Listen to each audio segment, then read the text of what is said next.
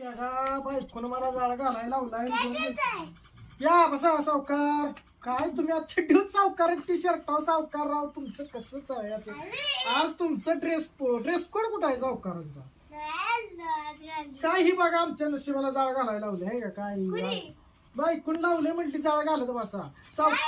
मला काय म्हणली माहिती का बायको ती हो सावकार उपले येईल कंस असं म्हणली. काय आता हा तुम्हाला मटण सुचतंय कंस मागाशी आणली 7-8 शिजतोय जाऊ नाही आवडी काय काय